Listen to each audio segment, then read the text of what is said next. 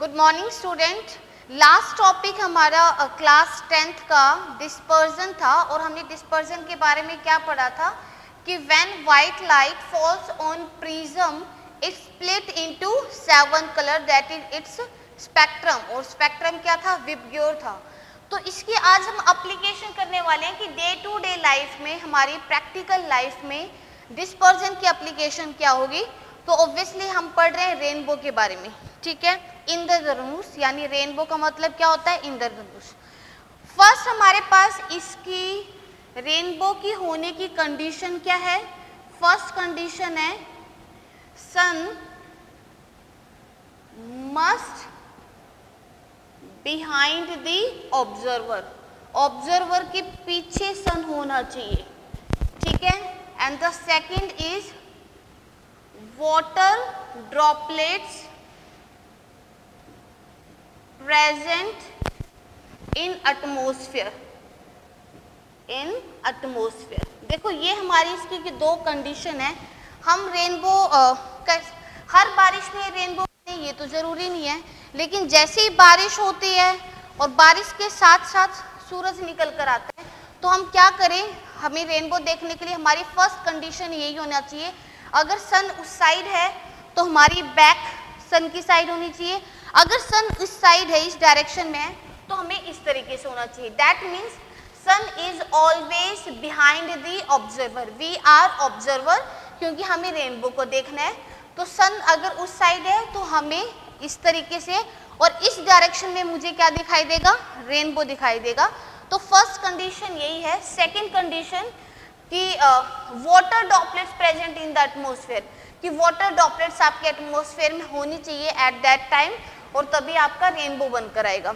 Okay, rainbow में हमारे पास किस तरीके से होता है कि मैं बात कर रही हूँ रेनबो, ठीक है, इंद्रधनुष की बात करते हैं। हम क्या देखते हैं कि जब बारिश होती है, सूरज निकलता है, तो आप क्या देख रहे हो कि आसमान में 7 कलर का इस तरीके से आपको रेनबो दिखाई देता है, ठीक है। इस तरीके से आपको क्या दिखाई देता है? रेनबो। और यहाँ पर आपके डिफरेंट कलर हो जाते हैं, ठीक है। इस तरीके से आपके डिफरेंट 7 कलर हो जाएंगे और आपको क्या दिखाई देगा? एक सर्कुलर आर्क दिखाई देगी ऑफ 7 कलर। इसी को हम बोल देते हैं रेनबो। लेकिन बात हम कैसे करते हैं कि ये रेनबो बनता कैसे है, किस तरीके से हमारे पास होता है? फर्स्टली हम बोलेंगे कि रेनबो हमारे दो टाइप के होते हैं, एक प्राइमरी रेनबो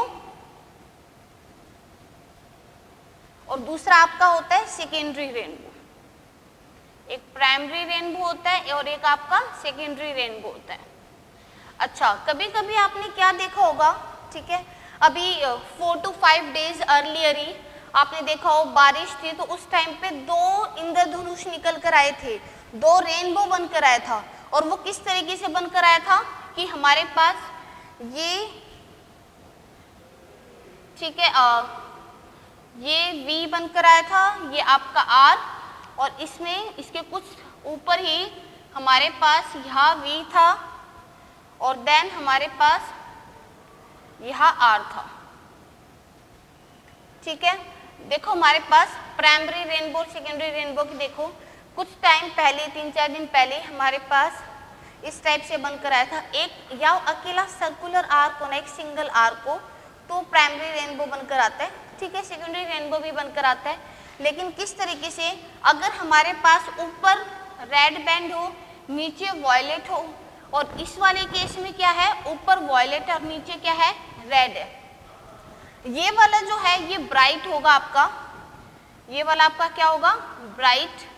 और ये जो ऊपर वाला थोड़ा जो रेनबो बनकर आएगा वो थोड़ा सा डिम होगा।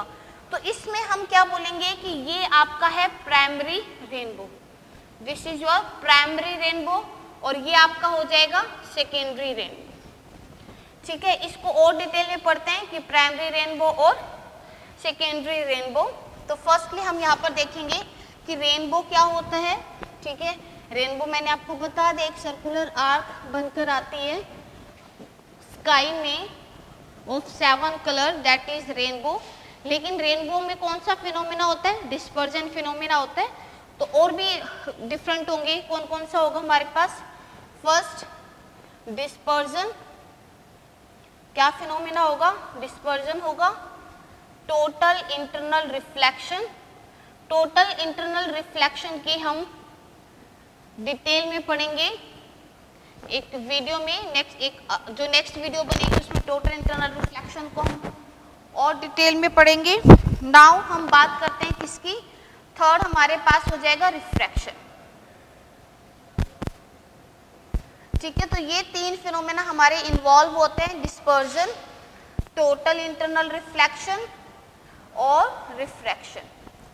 तो हम यहाँ पर देखते हैं, ध्यान से देखो कि ये हमारे पास एक वाटर ड्रॉपलेट्स है। वाटर ड्रॉपलेट्स को मैंने थोड़ा सा इसको बड़ा साइज ले लिया है, इसको जूम करके दिखा रही हूँ मैं कि ये हमारे पास क्या होगी? वाटर ड्रॉपलेट्स होगी।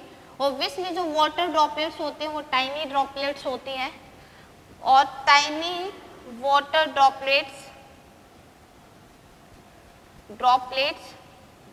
Act as a prism, act as a prism. वो किसका काम करेंगी? प्रिज्म का काम करेंगी, क्योंकि आपने देखा है कि प्रिज्म में क्या होता था? डिस्पर्जन होता था। चलो फिर यहाँ देखते हैं। मैं फर्स्टली बात कर रही हूँ किसकी? प्राइमरी रेनबो की। मैं यहाँ बात कर रही हूँ किसकी? प्राइमरी रेनबो की। प्राइमरी रेनबो में हम क्या देखेंगे कि यहाँ से हमारी सनलाइट आ रही है। ठीक है, यहाँ से क्या आ रही है? सनलाइट। अब ये कौन सा है? एयर मीडियम है और ये वाटर ड्रॉपलेट है, तो कौन सा मीडियम होगा? वाटर। आप देख रहे हो ध्यान से कि जब लाइट एयर से वाटर में जाती है, जब लाइट कैसे जाती है? From air to water, that is rare to denser.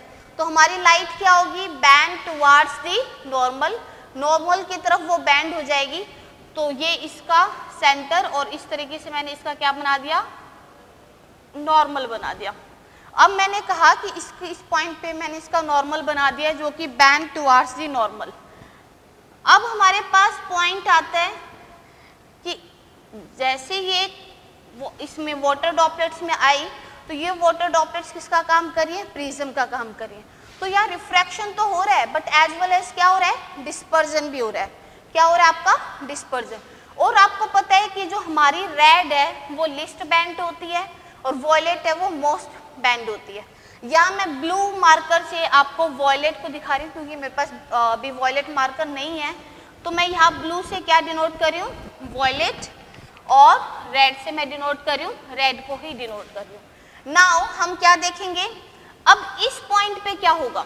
देखो यहाँ से यहाँ रेयर टू डेंसर आई है, light band towards the normal होगी, रेड हमारा लिस्ट बैंड होगा, वॉयलेट हमारा ज़्यादा बैंड होगा। अब पॉइंट क्या आता है कि जब ये डेंसर टू रेयर जाए, जब ये वाटर से कहा जाए एयर में जाए, जब डेंसर टू रेयर जाती है तो उस केस में अगर हमारा angle of incidence greater than critical angle हो, ठीक है, और इसका क्रिटिकल एंगल 42 डिग्री होगा, अगर 42 डिग्री से ज़्यादा इंसिडेंट हमारे पास कर रही है वो, तो क्या हो जाएगी? लाइट रिफ्लेक्ट हो जाएगी। लाइट क्या हो जाएगी? रिफ्लेक्ट हो जाएगी। तो यहाँ पर क्या हो रहा है? टोटल इंटरनल रिफ्लेक्शन हो रहा है। तो मैं ये आपको TIR में डिटेल में बताऊंगी। अभी आप देखो कि ऑब्वियसली मुझे यहाँ पर क्या बनाना पड़ेगा? फिर से नॉर्मल बनाना पड़ेगा और इस तरीके से मेरी लाइट जाएगी। तो आप देख रहे हो यहाँ पर ये एंगल और ये एंगल दोनों क्या है? सेम है।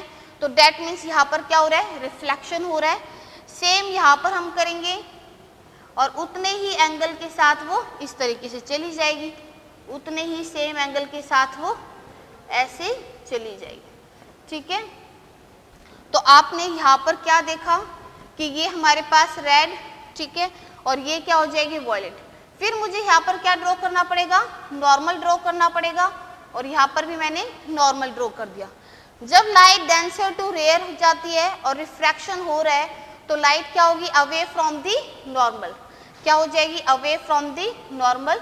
वॉयलेट इस तरीके से चला जाएगा और देन हमारे पास रेड इस तरीके से चला जाएगा, रेड हमारे पास इस तरीके से चला जाएगा। तो यहाँ क्या मिला? R, और यहाँ क्या मिला हमारे पास? V। यहाँ पर क्या मिल चुका है? V, और यहाँ पर क्या मिल चुका है? R। तो आप यहाँ पर इजीली देख रहे हो इसको ध्यान से। अगर मैं इस पूरे प्रोसीजर की बात करती हूँ तो आप बहुत इजीली देख रहे हो कि ये एक रेनबो है और किस तरीके से होता है कि ये जो हमारे पास वाटर ड्रॉपलेट्स है ये act as a prism, prism की तरह काम करेंगी। जब सनलाइट हमारे पास, ये क्या हो जाएगी आपकी सनलाइट, ठीक है, मैं यहाँ सन भी बना देती हूँ। ये आपकी सनलाइट जब एयर से किस में जाएगी, वाटर में जाएगी, तो हमारी जब रेयर टू डेंसर जाती है लाइट क्या होती है, बैंड टुवार्ड्स द नॉर्मल, मैंने यहाँ नॉर्मल बना दिया और ये बैंड टुवार्ड्स द नॉर्मल हो गया। लेकिन साथ में जब वो प्रिज्म के अंदर जा रही है, जब इस तरीके से जा रही है तो क्या हो रहा है, डिस्पर्जन हो रहा है। तो हमारी जो सनलाइट है वो 7 कलर में स्प्लिट होगी, यहाँ V से R। Clear point. नाउ हम जब बात करेंगे इस पॉइंट की, जब हम इधर बात करते हैं इन 2 पॉइंट्स की, तो हम क्या देख रहे हैं कि यहाँ पर लाइट रिफ्रैक्ट होने की बजाय, मतलब यहाँ से बाहर जाने की बजाय क्या हो रही है, यहाँ पर रिफ्लेक्शन हो रहा है। ठीक है, क्यों? क्योंकि at that point angle of incidence critical angle से क्या है, ज्यादा है। आपको ये आगे डिटेल में समझा दूंगी। और इस तरीके से हमारी लाइट फिर नॉर्मल से यहाँ पर सेम एंगल बनाते हुए रिफ्लेक्ट करेगी और देन इस पॉइंट पे रिफ्रैक्शन होगा और इस तरीके से हमारे पास जाएगी। जब हम यहाँ पर देखते हैं कि वॉयलेट से इसका हमारे पास हो जाएगा 40 डिग्री, मतलब हमारी जो सनलाइट है और वॉयलेट में कितना एंगल बना रहा है, 40 डिग्री, और रेड से हमारे पास इसका कितना बना रहा है, 42 डिग्री। लेकिन यहाँ पर हमारे पास क्या बनकर आया है, ये पैटर्न बनकर आया है। ठीक है, ये जो वॉयलेट जो रे है ये इमर्ज आउट हो चुकी है, ये हमारी आईज पे नहीं पहुंची, हमारी आईज पे क्या पहुंची, आर पहुंची। इसी तरीके से मैं ये कह सकती हूँ कि हमारे पास और भी ऐसे एक वाटर ड्रॉपलेट्स तो है नहीं, ऐसे हमारे पास बहुत सारी वाटर ड्रॉपलेट्स प्रेजेंट है। क्या हमारे पास ऐसी बहुत सारी वाटर ड्रॉपलेट्स इस तरीके से प्रेजेंट है।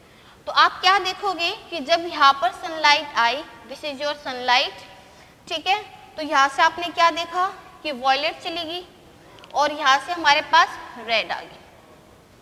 क्लियर है। सेम हमारे पास अगर यहाँ पर फॉल करेगी तो यहाँ पर भी क्या होगा, वॉयलेट इस तरीके से, और जो हमारी रेड है ये इस तरीके से चली जाएगी।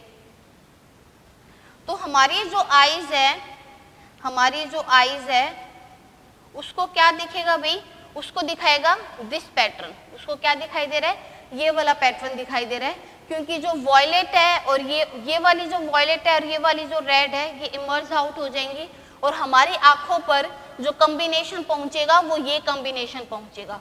एक और चीज यहाँ से आप देख रहे हो कि हमारे पास जो ये है इस तरीके से, और ये आपका बनकर आई है और एक ये बनकर आया है। तो जब आप यहाँ देखोगे तो ये आपका एंगल हो जाएगा 40 डिग्री और रेड के साथ हो जाएगा आपका 42 डिग्री, क्योंकि ये 40 डिग्री है और ये 42 डिग्री है। तो ये और ये आपस में क्या हो गए, पैरेलल हो गए। पैरेलल होने से ये एंगल और ये एंगल आपस में क्या हो गए, इक्वल हो गए। तो हम क्या देख रहे हैं कि ये आपका 40 डिग्री है और रेड वाला आपका क्या है, 42 डिग्री है। ठीक है, तो इस तरीके से ये वाला जो हमारे पास आर है वो हमारी आंखों पे पहुंचेगा।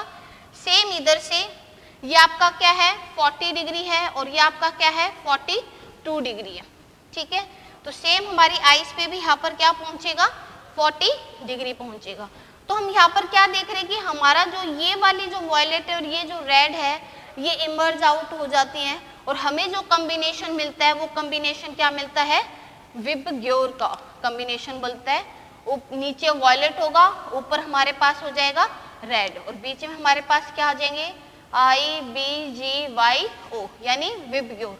तो ये हमारे पास पैटर्न बनकर आएगा। तो जब आप रेनबो देख रहे हो कुछ इस टाइप का रेनबो जिसमें ऊपर रेड है, ठीक है, नीचे आपका वॉयलेट है, यहाँ मैं ब्लू कलर के मार्कर को वॉयलेट रिप्रेजेंट कर रही हूँ। ठीक है, इस तरीके से जब आपका आता है पैटर्न तो हमारे पास क्या बन जाता है भाई, विबग्योर बनकर आता है। तो हम इस पैटर्न को बोलते हैं, इस टाइप के रेनबो को बोलते हैं विबग्योर। ठीक है, यानी कि प्राइमरी रेनबो। ये आपका क्या बनकर आएगा, प्राइमरी रेनबो। तो प्राइमरी रेनबो में क्या होता है, रेड ऊपर होता है और वॉयलेट नीचे होता है और इस तरीके से आपका प्राइमरी रेनबो आ जाएगा। इसमें प्राइमरी रेनबो में आपका जो वॉयलेट है, वॉयलेट उसका एंगल होता है 40 डिग्री और आपका जो रेड है वो एंगल बनाता है 42 डिग्री। तो दैट मीन्स क्या हुआ कि आपका जो एंगल ऑफ इंक्लिनेशन मतलब दिस वन हमारी आईज के बिल्कुल ये आपका 0 डिग्री हो गया, देन ये आपका क्या हो जाएगा, एंगल हो जाएगा। तो हम बात करें जैसे कि मान लो आपकी आईज है, ठीक है, दिस वन, तो ये आपका ये एंगल क्या है, 0 है। एक ये हमारे पास आएगा, एक ये हमारे पास आएगा। तो यहाँ पर आपको दिखाई देगा वॉयलेट, क्योंकि ये आपका 40 डिग्री है और ये 42 डिग्री पे आपको क्या दिखाई देगा, रेड। तो आपको इस तरीके का पैटर्न बनकर आएगा। तो इसका मतलब क्या हुआ कि जब भी आपको रेनबो दिखाई देता है वो एक स्पेसिफिक हाइट पे ही दिखाई देता है। ऐसा नहीं है कि हर बारिश के बाद रेनबो की हाइट चेंज हो रही है, नहीं, हमेशा उसी हाइट पे ही दिखाई देगा क्योंकि उसका एंगल फिक्स है 40 डिग्री और 42 डिग्री। तो ये आपका प्राइमरी रेनबो है, ठीक है, मोस्टली आपका यही आता है। सीबीएसई में आपका जो एनसीईआरटी बुक में आपको डायरेक्ट हमारे पास जो रे डायग्राम है वो कुछ इस टाइप से बनाकर, ठीक है, और लाइक दिस बनाकर, और आपको यहाँ नीचे वी और ऊपर आर दिखाई दे रहा है, क्योंकि इस तरीके से बहुत कॉम्प्लिकेट हो जाएगा। डायरेक्ट आपको क्या मिल रहा है, विबग्योर मिल रहा है, ऊपर रेड और नीचे वी। तो ये आपका क्या है, प्राइमरी रेनबो है। This is your primary rainbow. तो प्राइमरी रेनबो हमारे पास इसी तरीके से आता है, नीचे ऊपर की जो वॉयलेट है वो इमर्ज हो जाती है, नीचे की रेड इमर्ज आ जाती है, लेकिन जो हमें कॉम्बिनेशन मिलता है वो विबग्योर मिलता है, ऊपर रेड नीचे वी। तो इसमें हमारे पास आप प्राइमरी रेनबो में क्या देख रहे हो कि अगर मैं यहाँ पर फिनोमिना की बात करूँ, यहाँ पर कौन कौन से फिनोमिना हुए थे, तो यहाँ पर आपका डिस्पर्जन हो रहा है, ठीक है, आपका क्या हो रहा है, डिस्पर्जन हो रहा है। यहाँ पर आपका रिफ्रैक्शन हो रहा है, क्या हो रहा है आपका, रिफ्रैक्शन, इधर भी रिफ्रैक्शन हो रहा है, और इस पॉइंट पे आपका क्या हो रहा है, internal reflection, total internal reflection. तो आप प्राइमरी रेनबो में ये देख रहे हो कि टोटल इंटरनल रिफ्लेक्शन क्या होता है, एक होता है। यहाँ पे प्राइमरी रेनबो में टोटल इंटरनल रिफ्लेक्शन क्या होता है, एक होता है, लेकिन सेकेंडरी रेनबो में टोटल इंटरनल रिफ्लेक्शन क्या होते हैं, 2 होते हैं। यही एक मेजर डिफरेंस है प्राइमरी रेनबो और सेकेंडरी रेनबो में। आगे देखते हैं।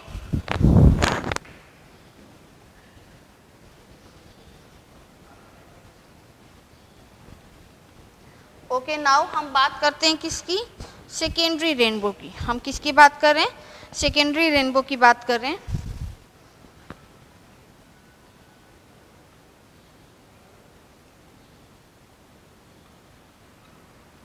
सेकेंडरी रेनबो में आप क्या देखोगे कि सेम वाटर ड्रॉपलेट्स हमारे पास, ठीक है, वही वाटर ड्रॉपलेट्स हैं। सनलाइट हमारे पास इस तरीके से गई, और आपको पता है कि हमारी जो रेड है वो क्या होगी, लिस्ट बैंड होगी, ठीक है। ये आपका सेंटर है, यहाँ मैंने नॉर्मल बना दिया, और ये होगी बैंड, ठीक है, यहाँ पर, और इस तरीके से, और ऐसे निकल जाएगी, ठीक है। वही मैं बात करती हूँ किसकी, वॉयलेट की। तो वॉयलेट की अगर बात करूँ, मैं ब्लू से दिखा रही हूँ, ये आपका हो जाएगा वॉयलेट,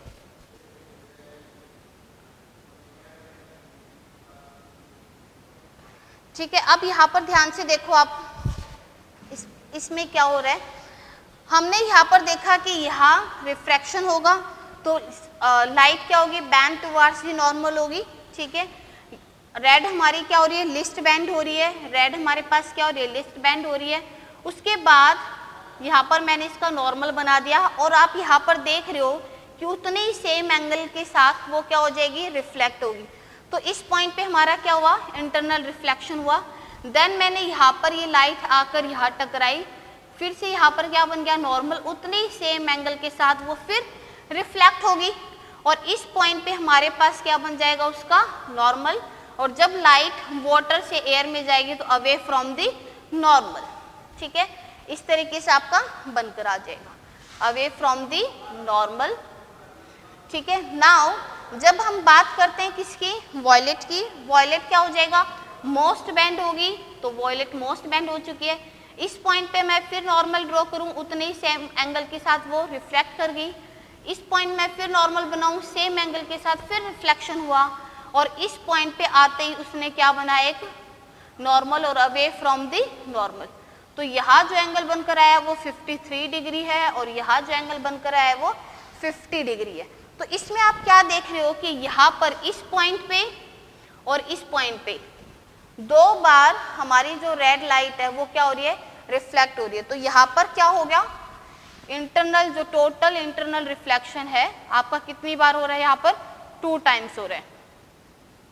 कितना हो रहा है, 2 टाइम्स आपका टोटल इंटरनल रिफ्लेक्शन हो रहा है। और इस तरीके से 2 बार टोटल इंटरनल रिफ्लेक्शन की वजह से आपका क्या बनकर आया, ये सेकेंडरी रेनबो बनकर आया। हम किस तरीके से देखेंगे, ये हमारे पास ये एक वाटर ड्रॉपलेट का क्या है, इस तरीके से हमारी बहुत सारी वाटर ड्रॉपलेट्स हैं, ठीक है, ये आ गया हमारे पास। अब यहाँ पर एक वॉयलेट आएगी और एक क्या आएगी, रेड। लेकिन रेड क्या बना रही है, 50 डिग्री और वॉयलेट क्या बना रही है, 53 डिग्री। तो हमारे पास रेड इस तरीके से आ गई, रेड बना रही है 50 और वॉयलेट बना रही है, वॉयलेट क्या बना रही है आपकी 53 डिग्री, ठीक है। इसका मतलब ये जो रेड है ये क्या होगी आपकी, इमर्ज आउट होगी, हमारी आंखों पे क्या पहुंची, क्या पहुंची है भाई, वॉयलेट पहुंची है। नाउ हम बात करें नेक्स्ट कि इसी तरीके से किसी सेकंड से हमारे पास आई है, यहाँ से क्या आ जाएगी R, ठीक है, और यहाँ से हमारे पास क्या निकल कर आ जाएगी, V निकल कर आ जाएगी। तो आपको जो आईज को जो पहुंचेगी वो पैटर्न कुछ इस टाइप से मिलेगा, क्या पहुंचा ये, ठीक है, यानी ऊपर आपका क्या बनकर आया V और नीचे आपका क्या बनकर आया R बनकर आया। तो इस वाले जो रेनबो में आपको नीचे रेड दिखाई देगा, लेकिन प्राइमरी रेनबो में रेड ऊपर दिखाई दे रहा था, समझ में आया। तो ये आपका क्या है, सेकेंडरी रेनबो है, रेड 50 डिग्री बनाएगा और वॉयलेट 53 डिग्री बनाया जाता है। इसका मतलब अगर मेरा प्राइमरी रेनबो इधर बन रहा था, अगर ये 42 डिग्री है, क्लियर है, तो हमारा जो सेकेंडरी रेनबो है वो कुछ इधर बनेगा 50 और 53 के बीच। क्लियर है आपका पॉइंट। तो हम क्या कहते हैं कि इसी वजह से हम जब हमारा कंप्लीट रेनबो बनकर आता है, अगर हमारे पास रेनबो बनकर आए, ये आपका क्या हो जाएगा, सेकेंडरी रेनबो। अगर हमारे पास सेकेंडरी रेनबो में टोटल इंटरनल रिफ्रैक्शन 2 टाइम्स हो रहा है, बाकी डिस्पर्जन और रिफ्रैक्शन तो हो ही रहा है। तो हम बात करें कि जब हमारे पास इस टाइप से पैटर्न बनकर आता है, ये आपका क्या हो जाएगा, रेड, ये आपका क्या हो जाएगा, रेड, और ये आपका क्या हो जाएगा, V। मैं ब्लू कलर को वॉयलेट दिखा रही हूँ, ठीक है, आपका ये हो जाएगा V और बीच में आपका आ गया IBGYO, विब्ग्योर। इस तरीके से आपका जब पैटर्न दिखाई दे कि ऊपर रेड नीचे वॉयलेट, तो ये आपका हो गया प्राइमरी, ये आपका हो गया प्राइमरी रेनबो। और सेकेंडरी रेनबो प्राइमरी रेनबो से जस्ट ऊपर दिखाई देगा। इस केस में क्या होगा, रेड आपका नीचे दिखाई देगा और वॉयलेट आपका ऊपर दिखाई देगा, और ये थोड़ा सा डिम होता है, और ये आपका क्या हो जाएगा, सेकेंडरी रेनबो। तो ये हमारे पास सेकेंडरी और प्राइमरी रेनबो में डिफरेंस, उसके पैटर्न में ये डिफरेंस है। ये थोड़ा नीचे बनकर आता है, ब्राइट होता है, ये डिम होता है, 2 बार टोटल इंटरनल रिफ्लेक्शन हो रहा है। इस तरीके से हम क्या बोलते हैं, primary rainbow and secondary rainbow. तो जब हम इन शॉर्ट अगर मैं बात करूं रेनबो की, तो हमारा जो रेनबो बनकर आता है उसमें मेनली हमारा फिनोमेना होता है डिस्पर्जन। ड्यू टू डिस्पर्जन हमें क्या दिखाई देता है, रेनबो, क्योंकि जब हमारी सनलाइट टाइनी वाटर ड्रॉपलेट्स में जाती है और वो एयर से वाटर में जा रही है, तो ड्यू टू दिस हमारे पास क्या होगा, रिफ्रैक्शन होगा, और वो water droplets act as a prism. तो रिफ्रैक्शन के साथ साथ हमारी जो सनलाइट है वो 7 कलर में स्प्लिट हो जाएगी, विब्ग्योर में स्प्लिट हो जाएगी, और उनके बीच में एक स्पेसिफिक एंगल है, प्राइमरी में 2 डिग्री का डिफरेंस है बिटवीन V एंड R, ठीक है, और इन्हीं 2 डिग्री में वो क्या होते हैं, एंगल स्प्लिट होते हैं, ठीक है, सॉरी, इन्हीं 2 डिग्री में हमारे जो 7 कलर हैं वो स्प्लिट होते हैं। तो हमारे जो 7 कलर इसी तरीके से दिखाई देते हैं। तो ये हमारे पास क्या हो गया, रेनबो। रेनबो किसके ऊपर बेस्ड है, डिस्पर्जन पे बेस्ड है, ठीक है। यहाँ पर 3 फिनोमेना होते हैं, dispersion, total internal reflection and refraction, और इन्हीं की वजह से हमारा क्या बनकर आता है, डिस्पर्जन। नाउ हम बात करते हैं TIR की। TIR को मैं ज़्यादा डिटेल में नहीं करवा रही हूँ, इन शॉर्ट में ही बता रही हूँ जितना हेल्पफुल है, ठीक है। TIR की जब हम बात करते हैं टोटल इंटरनल रिफ्लेक्शन की, तो टोटल इंटरनल रिफ्लेक्शन क्या होता है उसको देखते हैं। टोटल इंटरनल रिफ्लेक्शन, ये हमारे पास एक सरफेस है, ये आपका डेंसर मीडियम है और ये आपका रेयर मीडियम।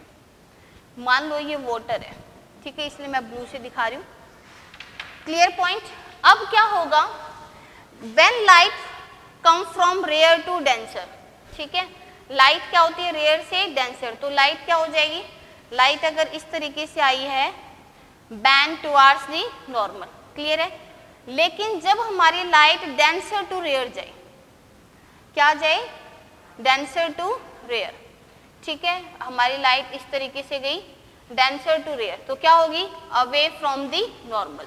ये एंगल आई है और ये एंगल आर है, क्लियर है। आपने लगा दिया स्नेल्स लॉ, क्या लगा दिया आपने, स्नेल्स लॉ। स्नेल्स लॉ हमारे पास एंगल आई और एंगल आर को बताने में इजी होता है, साइन आई अपॉन में sine r n2 by n1, clear है। लेकिन अब यहाँ पर हम क्या देख रहे हैं कि light away from the normal है इस केस में, बट अगर हमारे पास यही सेम सिनेरियो बनकर आए कि इस तरीके का कि लाइट, ठीक है, लाइट हमारे पास हुई और लाइट सरफेस के साथ हुई है, अलोंग दी सरफेस गई है, कैसे गई है लाइट, अलोंग दी सरफेस। तो इस केस में आप क्या देख रहे हो कि ये आपका क्या है आई और एंगल आर क्या है 90 डिग्री, एंगल आर आपका क्या है 90 डिग्री, क्लियर है। लेकिन थर्ड केस क्या आ जाएगा हमारे पास, थर्ड केस क्या आ जाएगा, अगर नेक्स्ट केस में अगर मैं देखूं कि वही हमारे पास है, एक तो आपका ये था इस तरीके से गई है और देन ऐसे एंगल आर और एंगल आई, यहाँ पर angle R greater than angle I है, इस केस में एंगल आर 90 डिग्री है। नाउ सेम हमारे पास है और लाइट इस तरीके से फॉल की है इसके ऊपर और इसी तरीके से आ रही है, इस केस में क्या हो जाएगा, एंगल आई ग्रेटर हो जाएगा क्रिटिकल एंगल से। तो अगर मैं बात करती हूँ क्रिटिकल एंगल की, क्रिटिकल एंगल क्या होता है, क्रिटिकल एंगल क्या होता है, क्रिटिकल एंगल वो एंगल है जब when light goes from denser to rare medium, तो क्रिटिकल एंगल हमारे पास, क्रिटिकल एंगल की अगर मैं बात करूं, हम इसको C से डिनोट करते हैं, तो क्रिटिकल एंगल हमारे पास क्या होता है कि जब लाइट डेंसर टू रेयर जाती है, जब लाइट डेंसर टू रेयर जाती है और क्रिटिकल एंगल पे, क्रिटिकल एंगल वो एंगल होता है जहां पर angle R becomes 90 degree, angle R becomes 90 degree.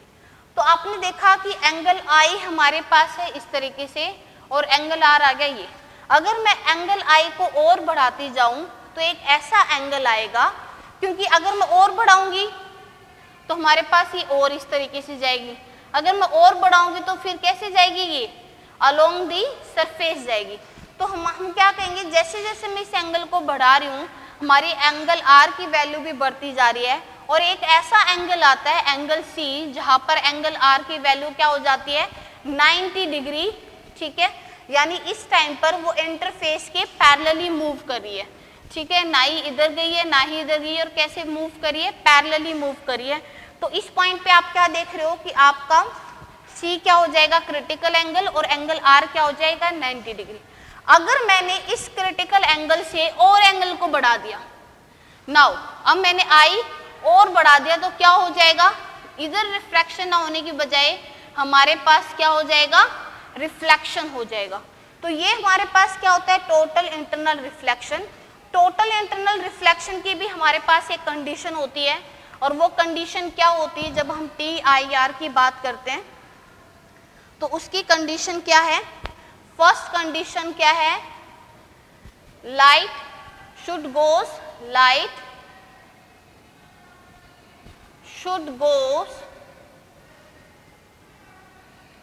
From denser to rare medium.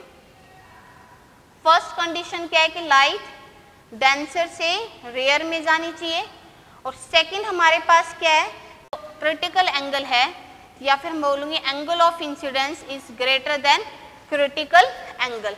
तो हम बात करते हैं कि यहाँ पर TIR में आप क्या देख रहे हो कि हमारे पास कंडीशन है कि light should goes from denser to rare medium, और एंगल I क्या हो जाएगा, greater than angle C।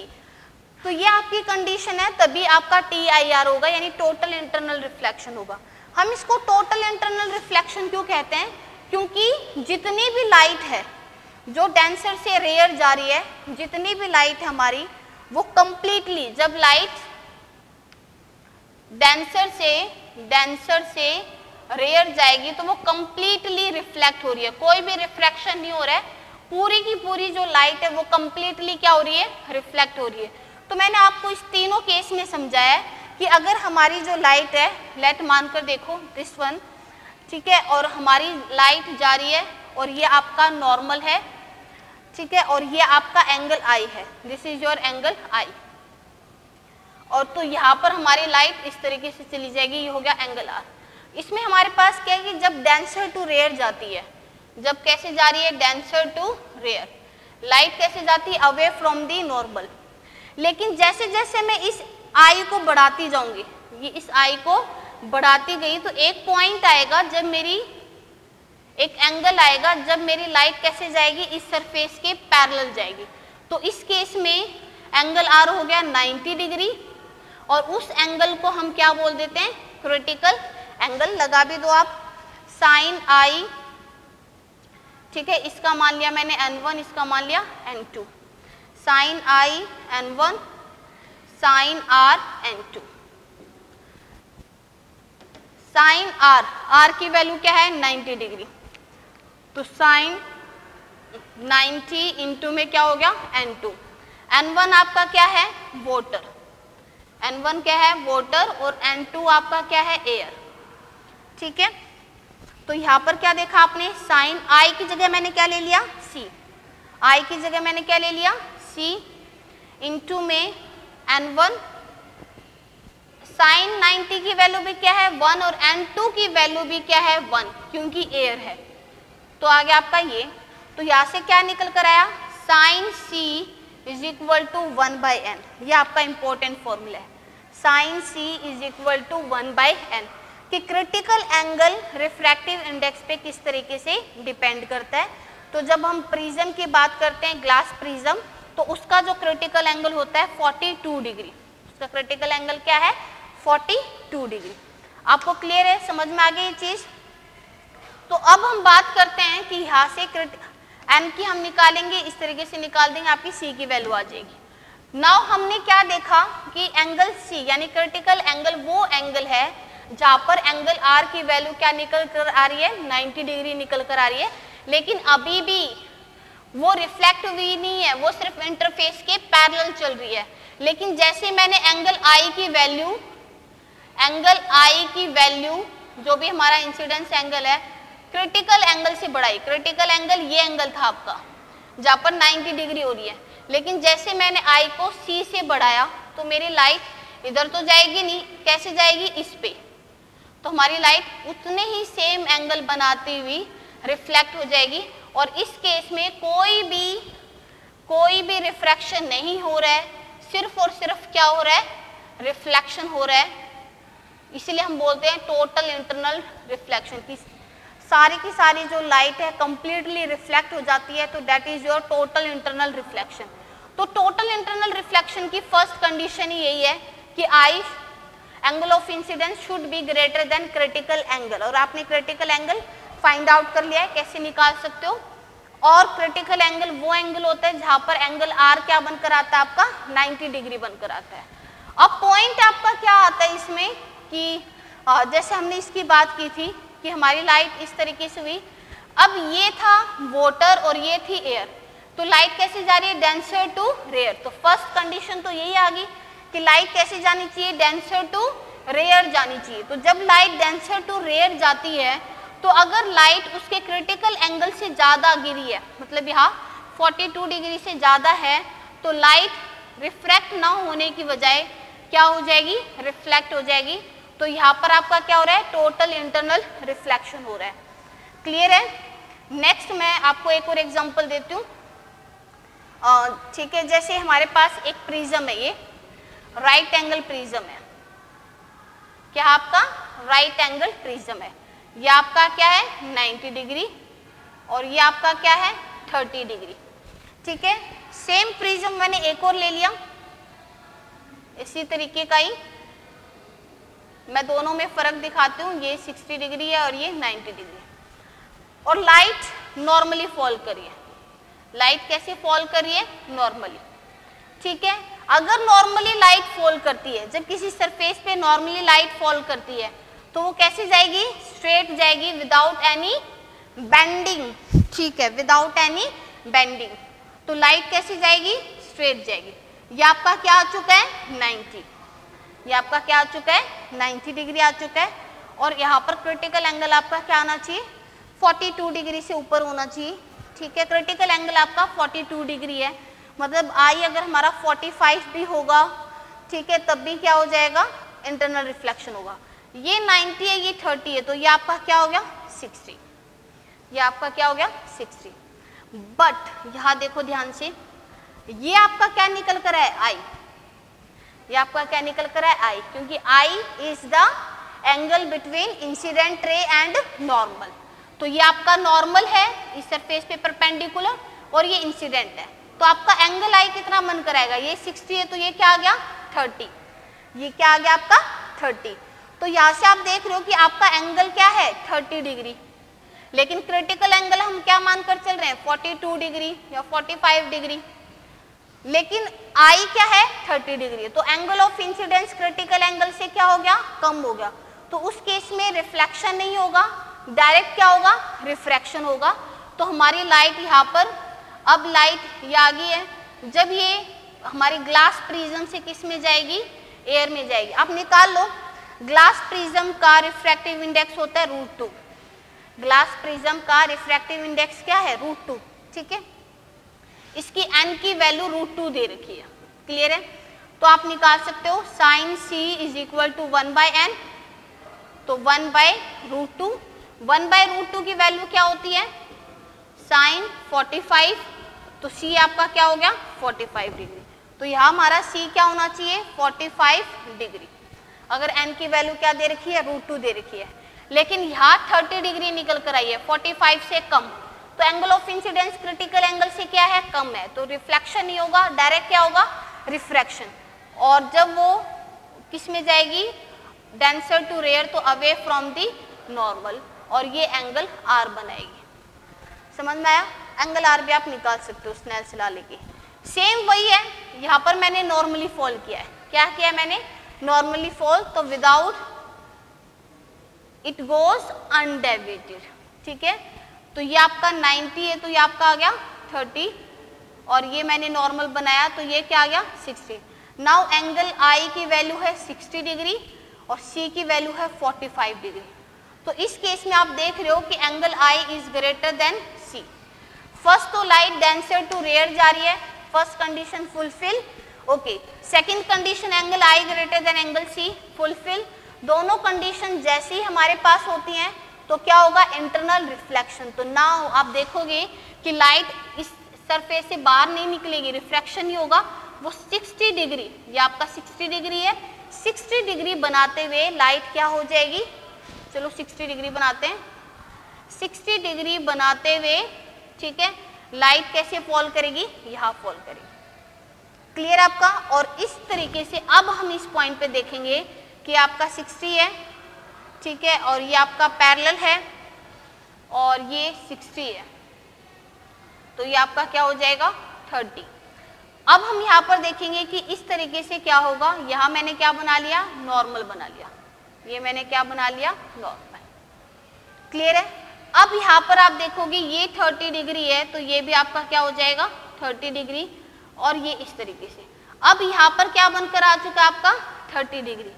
30 degree हमारे पास ये बनकर आ चुका है, तो इसका मतलब ये जो 30 डिग्री है ये क्या है, लेस देन 45 है। तो इस केस में हमारी लाइट क्या हो जाएगी, band away from the normal. और इस तरीके से हमारी लाइट चली जाएगी। तो आप यहाँ पर क्या देख रहे हो कि यहाँ पर टोटल इंटरनल रिफ्लेक्शन हो रहा है, यहाँ क्या हो रहा है TIR, यहाँ क्या हो रहा है आपका TIR हो रहा है, और इसी का ही हम यूज करते हैं बहुत सारी चीजों में।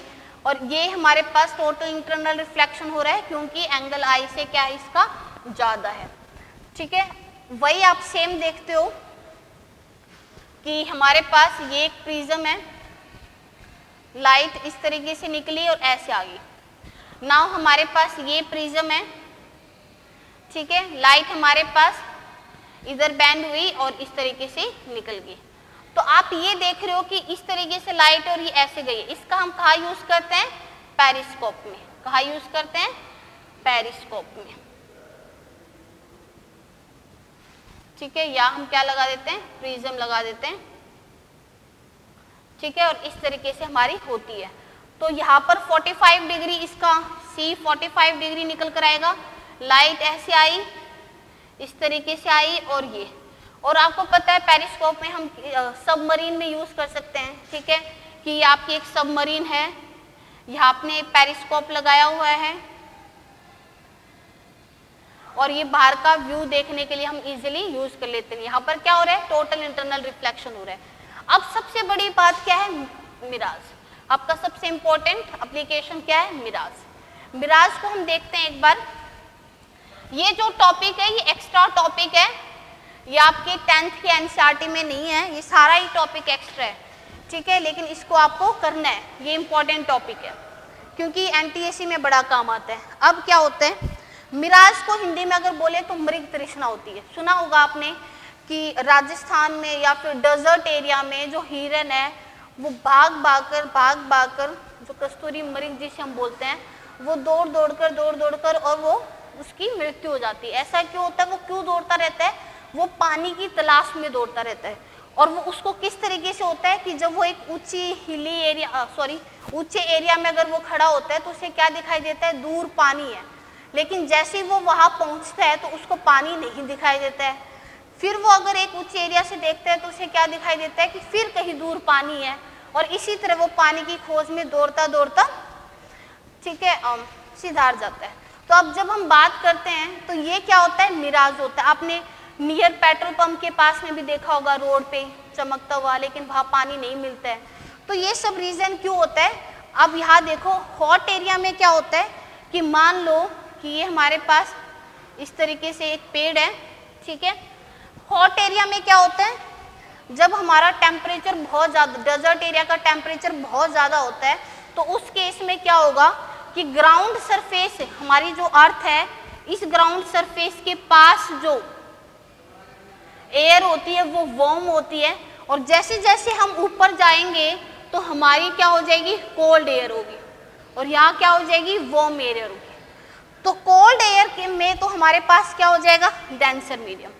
ये आपका क्या हो जाएगा, डेंसर मीडियम, और ये आपका क्या हो जाएगा, रेयर मीडियम। ठीक है, ध्यान से देखो, हमारे पास डेजर्ट एरिया में जब बहुत ज़्यादा टेम्परेचर हो जाता है, हाई टेम्परेचर होता है, तो जो सरफेस नियर दी ग्राउंड होता है वो ज़्यादा गर्म होता है। लेकिन जैसे जैसे आप ऊपर जाओगे ये सरफेस क्या होता जाएगा, ठंडा होता जाएगा। तो इसलिए जो वार्म एयर है उसकी डेंसिटी कम होगी, तो रेयर मीडियम हो गया, और यहाँ पर डेंसिटी ज़्यादा होगी तो आपका क्या हो गया, डेंसर मीडियम हो गया। तो due to difference in densities हर लेयर ऑफर करती है डेंसर और रेयर मीडियम को। तो इस तरीके से मैं क्या बोल सकती हूँ कि ये हमारी लेयर बनकर आती है, ये आपकी क्या बनकर आ चुकी है, लेयर बनकर आ चुकी है। ठीक है, अब क्या होगा कि ये सन है और यहाँ से एक लेयर आई, इस सरफेस के ऊपर गिरी, लाइट डेंसर से किस में जा रही है, रेयर में, क्योंकि ये हाई डेंस है, फिर ये कम डेंस होती जाएगी और ये बिल्कुल रेयर मीडियम हो जाएगा। तो लाइट क्या होगी, बैंड टुवार्ड्स दी नॉर्मल। इसी तरीके से लाइट क्या हो जाएगी, बैंड टुवार्ड्स दी नॉर्मल, और वो जब तक बैंड करती रहेगी जब तक वो नीचे वाले सरफेस से, ठीक है, इसका 48 डिग्री, ठीक है, जब तक वो इस सरफेस पे ना रीच कर जाए, और यहाँ पर जैसे वो 48 डिग्री से होगा तो वो क्या हो जाएगा, टोटल इंटरनल रिफ्लेक्शन। तो यहाँ जो ह्यूमन है उसको क्या दिखाई देगा, वो तो हमेशा कैसे देख सकता है, स्ट्रेट। वो कैसा देख सकता है, स्ट्रेट देख सकता है। तो उसको ये जो पत्ती है, ये पत्ती कैसे दिखाई देगी, यहाँ दिखाई देगी। तो उसको जो स्ट्रक्चर बनकर आएगा ना, वो कुछ ऐसा स्ट्रक्चर बनकर आएगा। ठीक है, तो आप यहाँ से देख रहे हो कि जब हमारे पास ऐसा स्ट्रक्चर बनकर आता है, ऐसा स्ट्रक्चर आपका कब बनकर आता है, जब आप किसी तालाब, किसी पॉन्ड के पास में बैठे होते हो। तो आप जब वहाँ पर बैठे होते हो तब आप देखते हो कि अगर पॉन्ड के पास में कोई पेड़ है, तो उस पेड़ की एग्जैक्ट ऐसी ही परछाई किसमें बन जाती है, हमारी तालाब में बन जाती है। तो इस पर्सन को क्या लगेगा, यहाँ जो भी पर्सन होगा उसको क्या लगेगा कि ये पेड़ ऐसा उल्टा दिखाई दिया है, क्योंकि यहाँ पर क्या है, पानी मौजूद है। ठीक है, तो इसी वजह से उसको क्या लगेगा, पानी है, वो यहाँ आएगा बट उसे पानी नहीं दिखाई देगा। क्लियर है। इसी तरीके से वो जो कस्तूरी मृग था, वो उसको दूर से वो क्या दिखाई देता था, पेड़ उल्टा, यानी कि वहाँ पर एक पॉन्ड है, एक तालाब है, और इस तरीके से उसे दिखाई देता था। तो ये हमारे पास क्या होता है, मिराज होता है। मिराज में हम यहाँ पर क्या कर रहे हैं, टोटल इंटरनल रिफ्लेक्शन कर रहे हैं। ये जो मैंने आज करवाए है ना, ये आपका टॉपिक एनसीईआरटी का टॉपिक नहीं है, ठीक है, लेकिन एनटीएससी पर्पस से बहुत इंपॉर्टेंट है। आज का जो टॉपिक है वो एनटीएससी पर्पस से बहुत इंपॉर्टेंट है। आपकी एनसीईआरटी में जो आएगा वो सिर्फ और सिर्फ रेनबो, और उसमें भी आपको सिर्फ प्राइमरी रेनबो के बारे में इंफॉर्मेशन है। बट इन सबको करके देखना, आपकी 11th की बुक में इनकी डिटेल मिल जाएगी, अगर आपको करना हो, किसी रेफरेंस बुक में करना हो, और जो भी आपकी डाउट्स हो कमेंट बॉक्स में डाल देना।